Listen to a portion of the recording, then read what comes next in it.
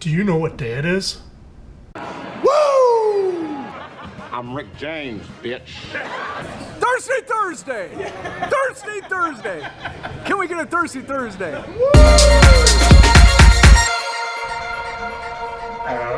Steve, Canadian Sasquatch, coming at you on a Thirsty Thursday. That's right, Thirsty Thursday. So, what do you gotta do on a Thirsty Thursday? You gotta quench the thirst. So what do you quench that thirst with? Tasty beverage.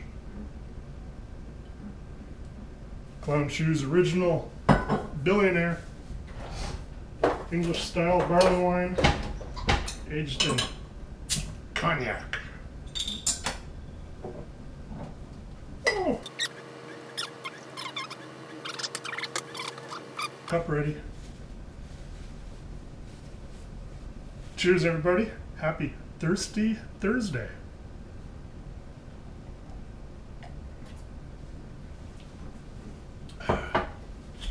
That's some good stuff. So, what are we doing this Thirsty Thursday? Well, first, before I bore everybody, Elder P. These are the little tiny bottles that I painted. The exact same ones that you got, the 187 ml bottles. So yeah, that's what I did to it. Painted it black. And then waxed the top to protect the top because the tops aren't painted. So, pain in the ass doing 4 cases of those, let me tell you. So, there you go. Just a little quick thing since you just bought yours. What else are we doing?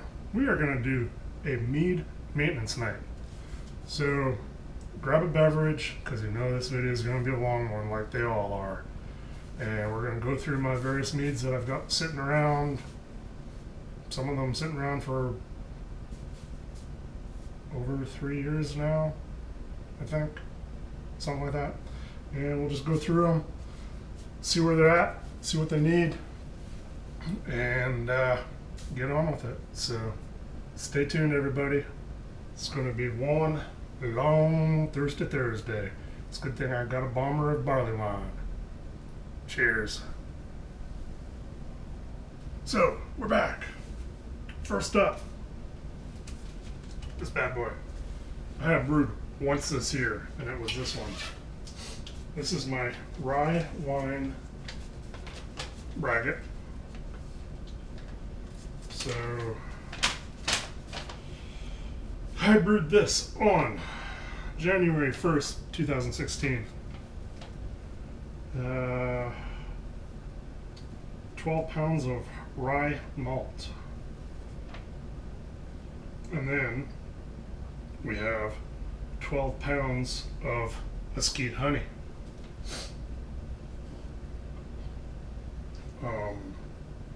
That's not actually on here. Huh. So yeah, so brewed that up back then. It went through its initial fermentation, probably a month or so. Yep, 1 month. And then I racked it into here on top of mesquite wood that I toasted myself and had soaked in rye whiskey. So yeah, that's looking much different. We need a cup because we are going to taste test this. So silicone bungs, you don't have to fill them with water. You can just leave them there and forget about them. It's awesome for mead makers when you let something age for, what is it, 10 months? No, not quite, because it's the 10th month. 8 months. And this guy has been continuing to off-gas, so headspace I'm not worried about. I don't know if you guys heard that, but it just off-gassed, so it's still been off-gassing and doing its thing. Wine thief. I'm gonna get this puppy in there.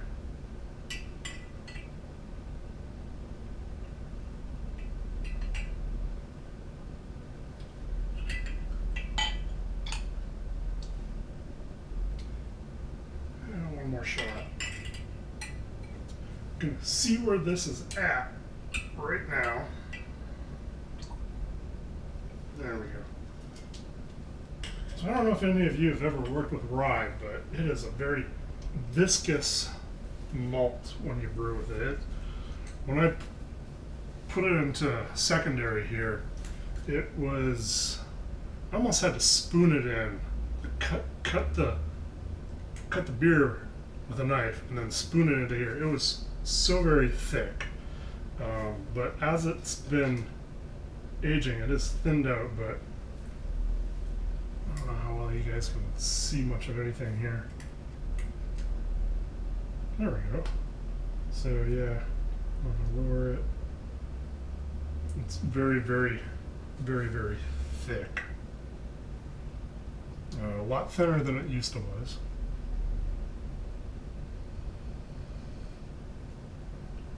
Oh, I'm definitely getting the rye, and I'm definitely the rye aromas and the mesquite. So this is, so far, the aroma and the malts are bang on with what I want.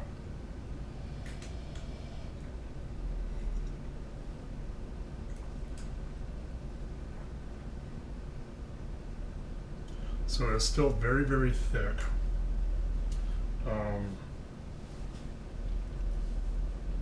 I would say beyond full-bodied mouthfeel.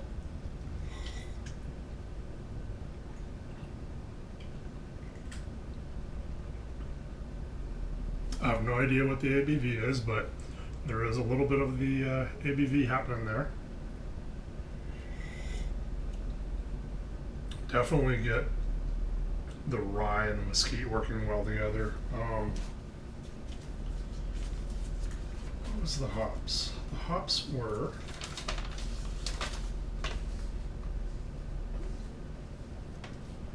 first wort hopped Chinook 45 minutes, Chinook 15 minutes, Saaz 0 minutes, Saaz. So yeah, I was putting in the spicy hops, so I can get a little bit of that as well. So it's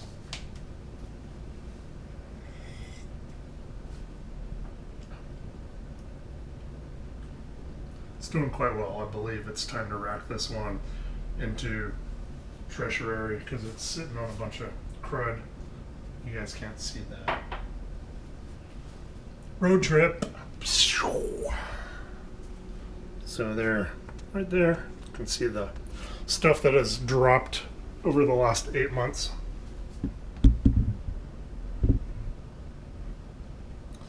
So yeah, it's time to rack this guy. So that's what we're doing next. So I didn't rack that one yet, the rye wine, simply because I might want to do it in a carboy that's already full. So we're moving on. Went from just did my latest brew, the rye wine variant.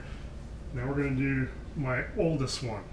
So this one, I believe I did in June of 2013. It's still in a carboy. It's been my most problematic one. Last time I tasted it, which I believe was last year, it was pretty nasty. But they say with meads, if it tastes bad, wait a year. So we shall see. We shall see. And take the bone out and soak the bone. Cleaned and resanitized wine thief. New glass.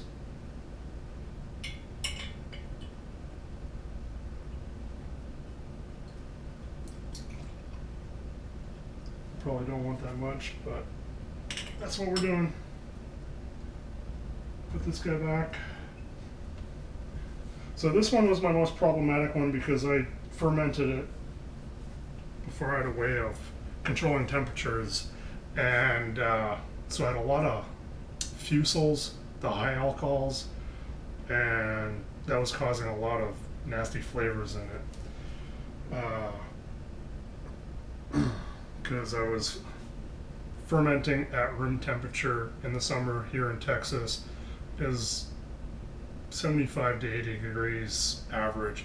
I was using the 1116, which is a high temperature yeast, but even it struggled to not produce the off flavors. So let's have a looky-loo. It's brilliantly clear. So it's got that going for it so far. Let's give it a sniff. Oh, I'm getting a lot of caramel on it. So I don't know if I mentioned this is my peach mead.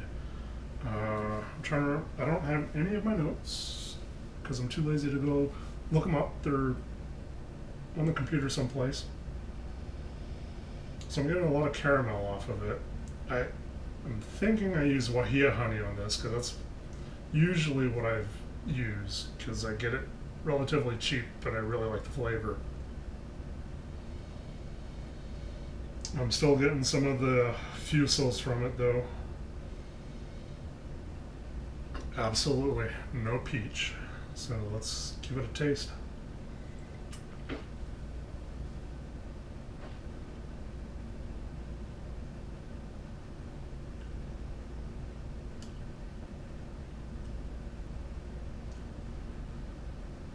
That is, so initially it's not very good, but as I breathe in and out now, I get like green peach flavor. If you ever bitten into a green peach, you'll understand that. None of the peaches were green. They were all bought from a farmer's market. And they were all the, what do they call it? The baker's peaches. So they're all the ones that need to be used within 1 or 2 days. Usually you get those at the end of the farmer's market because that's all the leftovers that nobody wants because they are really ripe and already mushy and stuff. So that's not very good, but have a little bit of clover honey here. Just gonna see what happens if we do a little back sweetening.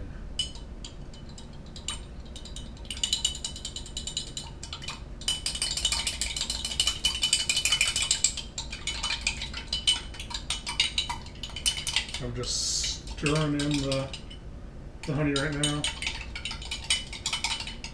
seeing what happens if we toss in some extra sweetness.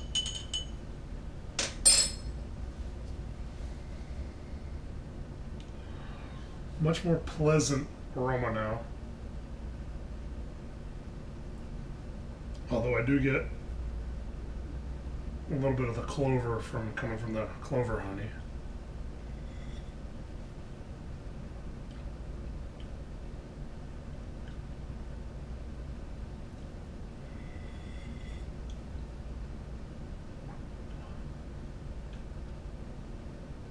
Yeah, that did not help at all. So this guy, I think I'm going to wait a year.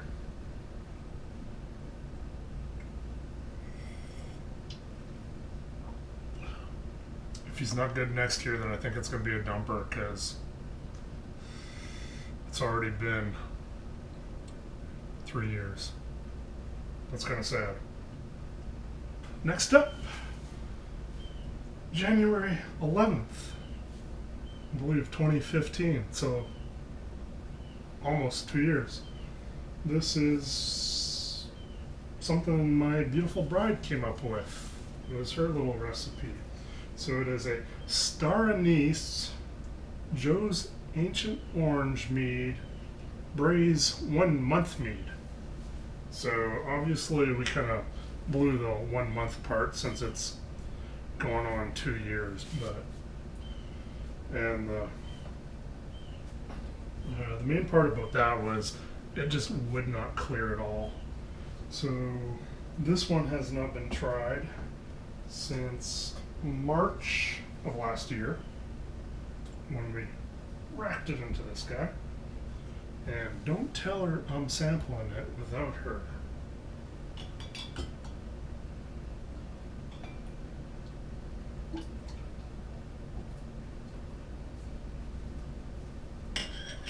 Once again, Wine Thief was washed and re-sanitized. Glass was cleaned. That is looking much, much better.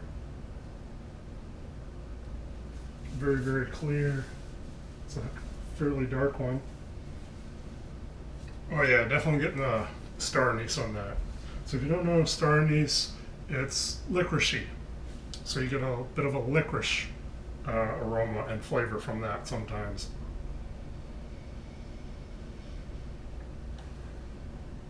A little bit of the honey. I don't remember what honey we used.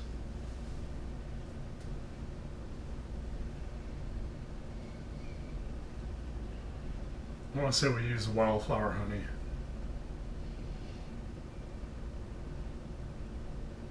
Actually, now that I think about it, I think we might have used a combination of wildflower and wahia.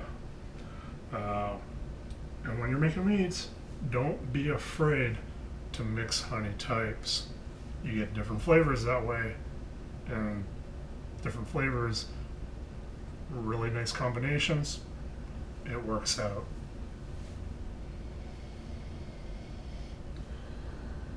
Yeah, that's quite pleasant to smell. I could just smell this one all night. So the sweet star anise aroma. So we'll give it a taste.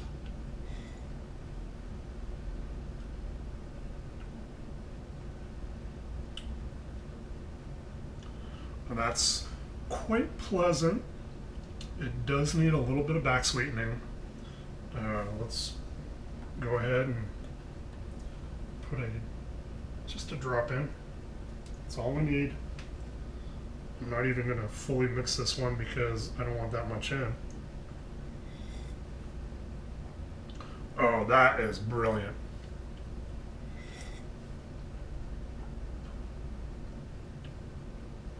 That is going to work out well. So what I'm going to do is I'm going to...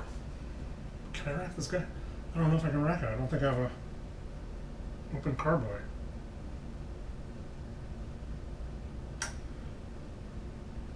I'll have to look to see if I have an open carboy, and if I do, I will rack it. If I don't, I may just have to bottle it. Not today. I'm not in the bottling mood today because I got too many other things I got to do still.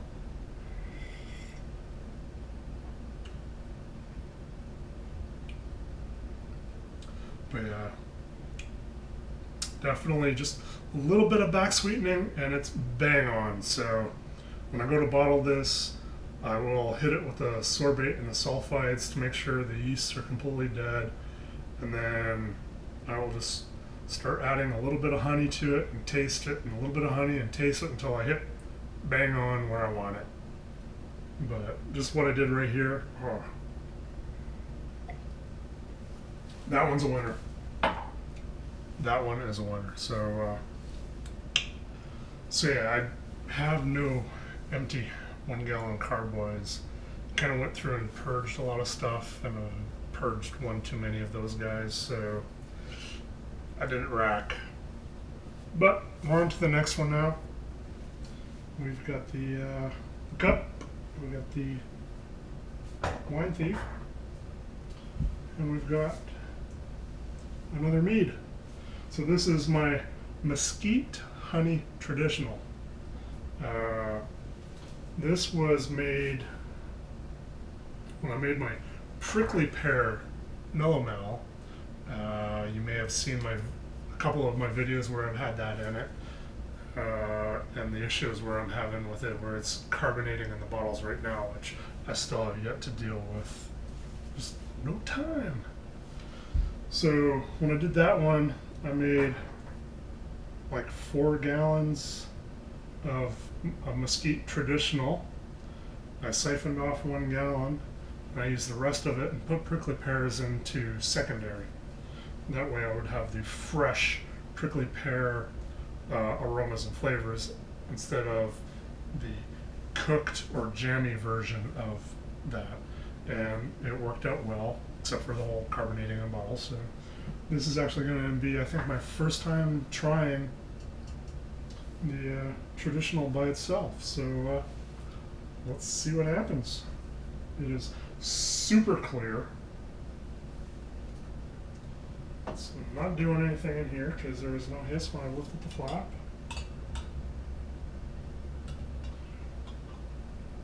Grab some and pop it in there, put that guy in there. Boop.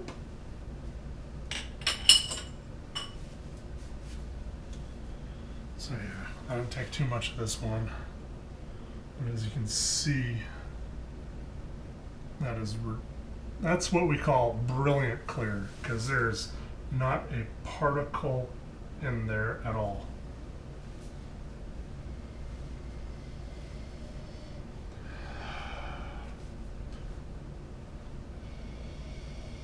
So I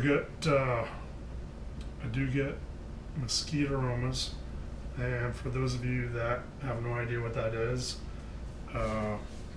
pretty much anybody in Texas who's had some kind of barbecue will probably know what a mesquite smell is, because a lot of people use mesquite for their pits and stuff. A lot of restaurants will use it. It's cheap. Essentially, mesquite is a weed down here.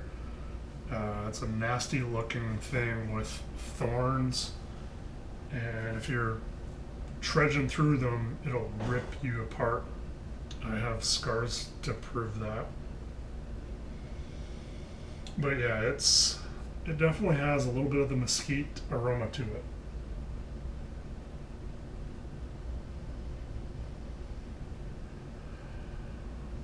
And I'm getting a little bit of alcohol in the aroma. And that's about it. So let's give it a bash.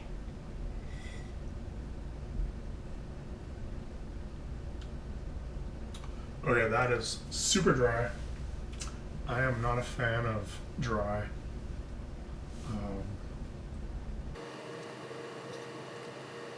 Yeah, I'm struggling to get past the dryness of it, but a little bit of back sweetening. I don't have any mesquite honey to back sweeten with, so we're just going to do that. So a little swirl.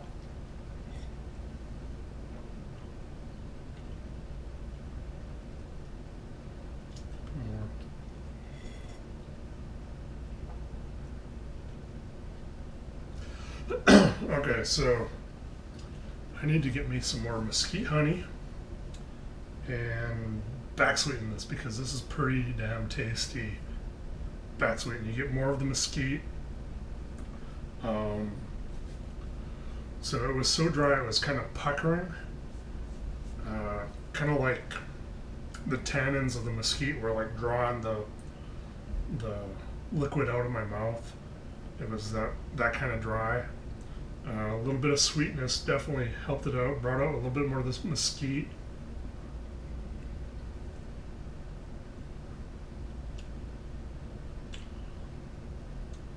So yeah, that's another one I need to rack it, let it sit for a bit to let everything settle out, and then I can bottle it. But again, I got to do that after I sulfite and sorbate and back sweeten, because this is another one that needs to be back sweetened. So I do have a little bit of work ahead of me with all this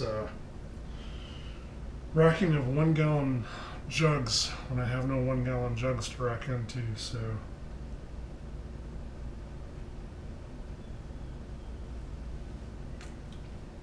but that's a tasty one. We're doing good so far. Palate cleanser. Still drinking that billionaire. So another one of my older meads that I have going on is this one right here. It's in its little cozy. So the cozy, somebody on gotmead.com was having a little contest or whatever, and said, and I apparently won it, and the thing you won was a little little 1-gallon carboy cozy thing. His girlfriend at the time had just gotten into doing some knitting with, I don't remember the names of it. Essentially, it's a big round thing that you knit around it and around it and around it. It creates these things. I know my mom has them. I have one. They're actually kind of fun. So if you have knitting people, it's a great gift. If I could remember what the name is, maybe I'll insert the name someplace. Anyways, so that's where the cozy came from. The Mead came from, I was trying to design a Mead that would last 21 years. I don't know why I decided 21 years, but 21 years. And with that, so if you want to do something like that, what you need is high alcohol and high sugar. And those two combinations will allow for something to age for a really long time, because both of those are actually a preservative, so they allow it to happen. In the mead world, another good thing is a darker honey. Just because it has properties that is conducive to aging. It's not necessarily 100% true, but at the time, that's what I was going off of. So I used one of the darkest honeys there are, which is buckwheat. So that's what we have here is my buckwheat sack mead. So what's a sack mead? A sack mead is a mead with a whole lot of honey added to it. Typically use 3 to 3.5 pounds per gallon. I believe I used 4.5 pounds for this gallon, and well, as you can see, there's not all that much left. Lermo 22 last year for the Canadian Sasquatch Mead Challenge. Hey, it's the 3rd year running this year. Sign up. He did a buckwheat mead, which was really, really good. This one has been requiring some aging, so it's been aging. We are grabbing a sample. We are pouring a sample. This one, as well, is super clear at this point, since it's been sitting around for, this one's probably been around for 3 years as well. So that's a yummy caramel color, almost the color of my Bochette, which we will get to a Bochette later. Nice caramel color.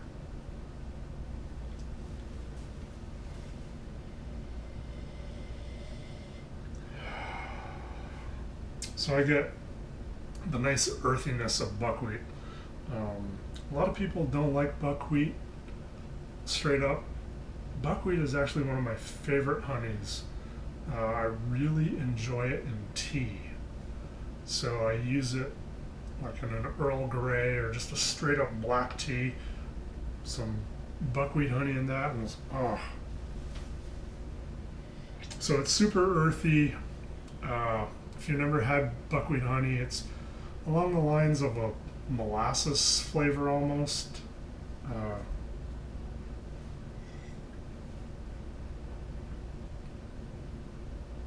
So yeah, this is super sweet and smacks you in the face of buckwheat, and this is ready to drink now. So I need to, oh, that's good. So I'm looking at the bottom to see what kind of stuff, and you can't see what I'm doing. Okay, so see what kind of sediment is on here. There is like no sediment whatsoever on the bottom. So I will probably be bottling this guy real soon. I will make a note of that it is ready to go. Last time I tasted this, there was a harshness to it.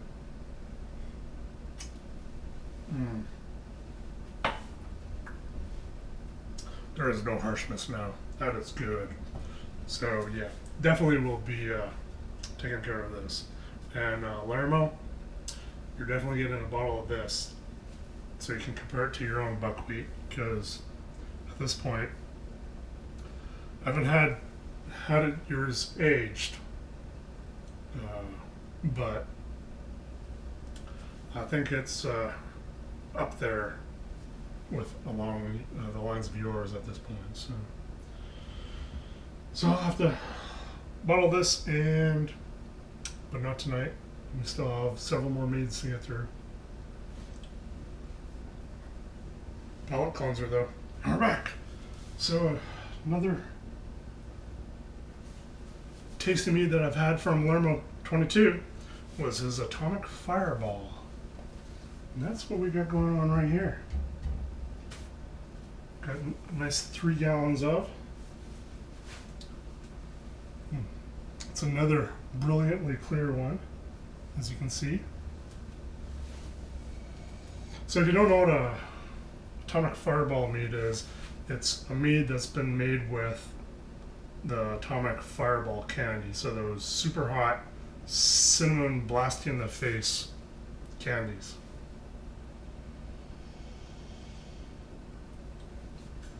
And I do get a little bit of that on this.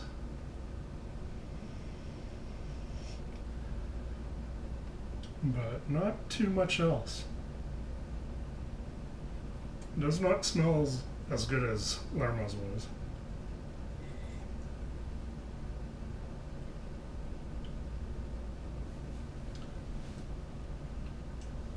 There's a little bit of cinnamon heat on it. I don't so much get cinnamon on it.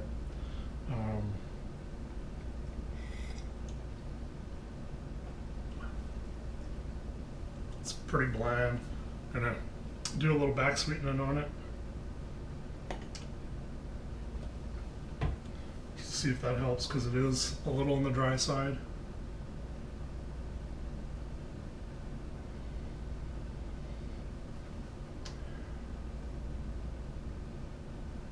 Does not help the aroma.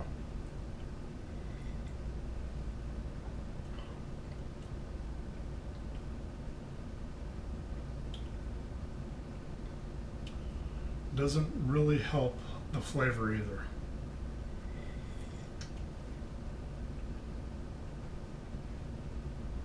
It's not bad.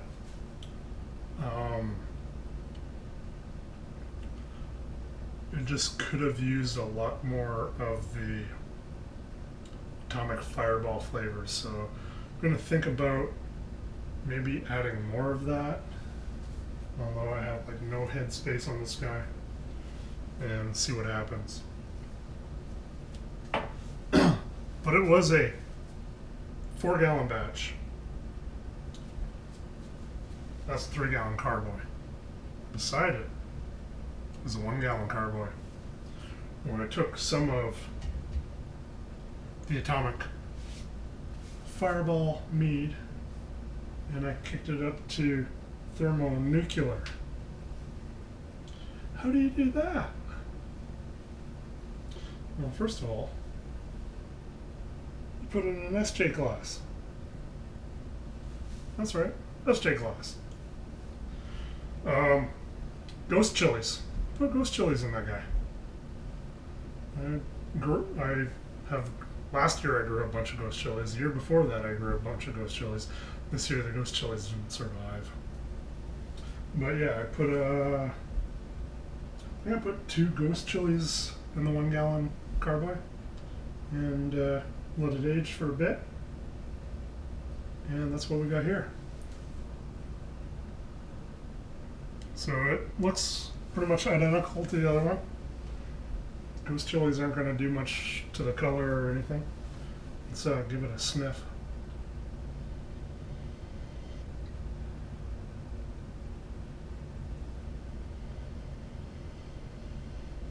I actually get grass clippings. Like, not grass clippings, but fresh cut grass. And cucumber.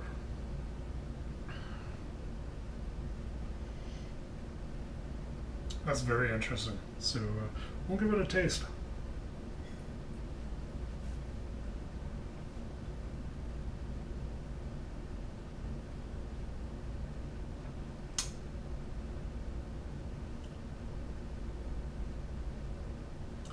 This will not be for people that can't handle heat. It has quite a capsaicin kick to it.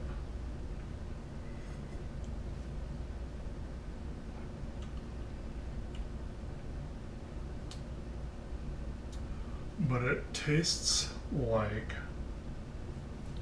fresh cut grass in the spring. It's not a bad thing.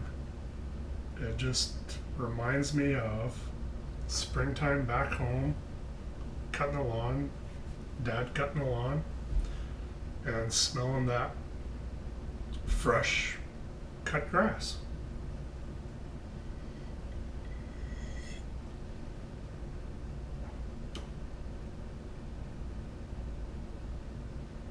And then it punches you in the face with ghost chili heat. It's actually kind of tasty. So what happens if we just kind of blend the two just for giggles? So it was actually similar amount of the original and the doctored.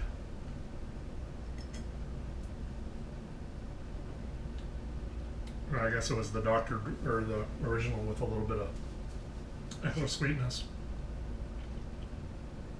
So back sweeten definitely cuts back on the heat. And it just kind of makes it taste bland. That's actually kind of disappointing. So the peach is disappointing. And these guys are a little disappointing.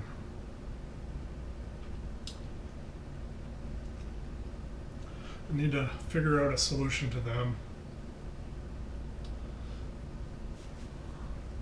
Definitely probably gonna figure out a way to add some more the Fireball candies.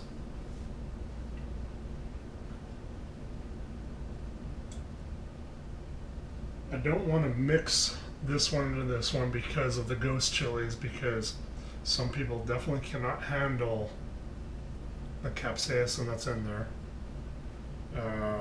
So that will be a thing. But outside of that, definitely something I gotta figure out on how to fix these guys. So, yeah. On to the next one. 2016 Canadian Sasquatch Challenge was chocolate. I made a chocolate bouchette, a chocolate vanilla bouchette that was aged on Hungarian oak. I had made a 5-gallon batch of the bouchette, and I used 3 gallons to chocolate and vanilla and age on the oak. What happened to the rest of the bouchette? Right here. I actually ended up with more than 5 gallons worth total, because there was 3 gallons of the chocolate bouchette, and now there's 2.5 gallons of just the bouchette.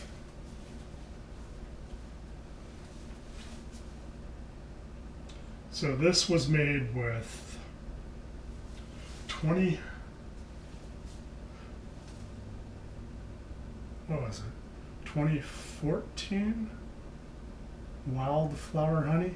Yeah, 2014.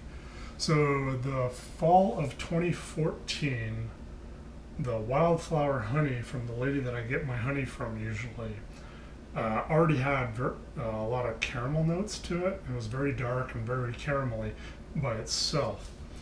And when I tasted it, my first thought instantly went to Bochet, which is where you boil the hell out of the honey to caramelize it.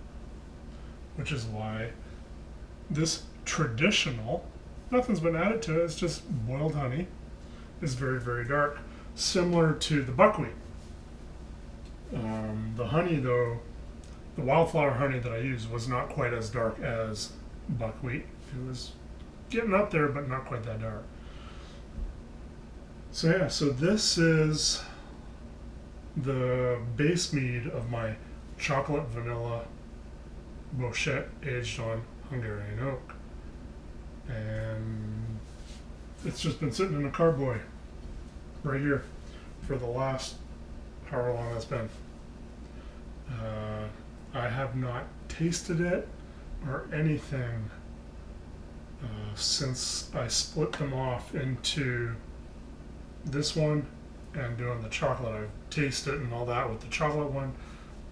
This is my first sample since early last year. So let's get on an aroma.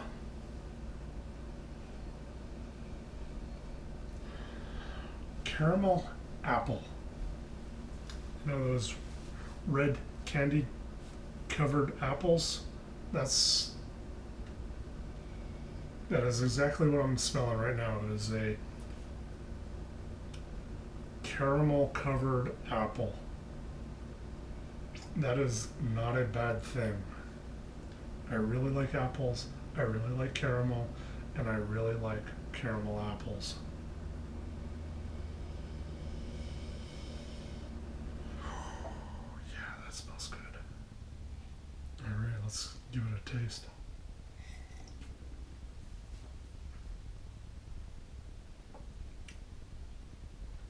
So again, it's a little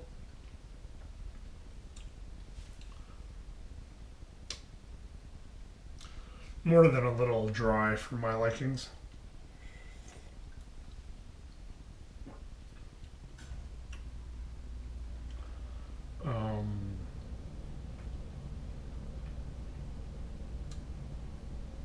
It's not bad. It does need a little help. So again, we're going to the, and I actually do still have some of the honey left. So when I go to back sweeten, I will be using the same honey that I made it with. So I made sure to save some of it specifically for back sweetening because I figured it would probably need it. And then we swirl it up. And when you see me looking down, I'm actually looking at my phone, which is connected to you guys, which is my GoPro. So I'm seeing what you're seeing, but down here. So might be annoying, but that's just how I keep tabs on what's going on. So we're not done with the swirling, back sweeten with clover honey, so it'll be not quite exact, but close enough.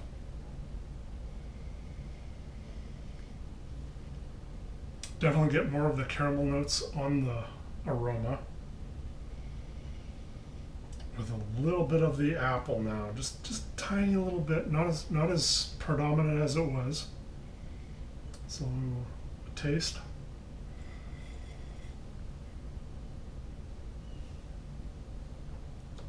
A little bit of back sweetening in this. This one is good. So again, potassium metabisulfites, potassium sorbate will go be mixed in with this guy. I will mix in,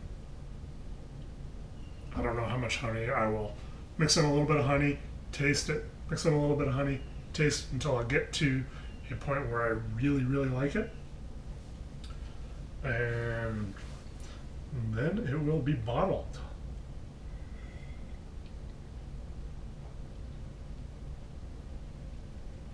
Because damn, that's good. And with that, we are done. That was my last. Yep, that's my last carboy that I have with anything in it. Everything else has already been bottled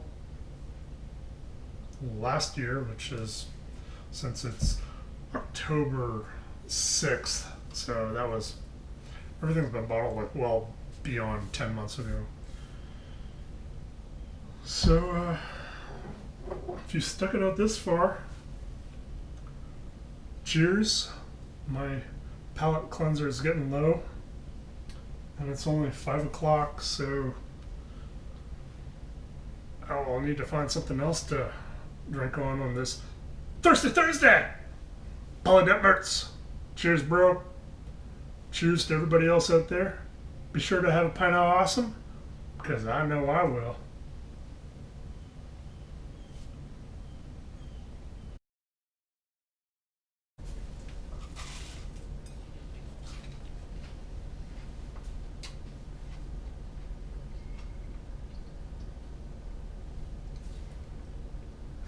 What? I said there was no more meats. This is pastrami and Swiss cheese grilled. It's not a meat or a bracket. But if you stuck out this long, give me a thumbs up for the video. And if you haven't already, please subscribe. You'll see more of this silliness pop up in your feed later. Cheers, everybody. Sure to have a yummy sandwich. I know I will.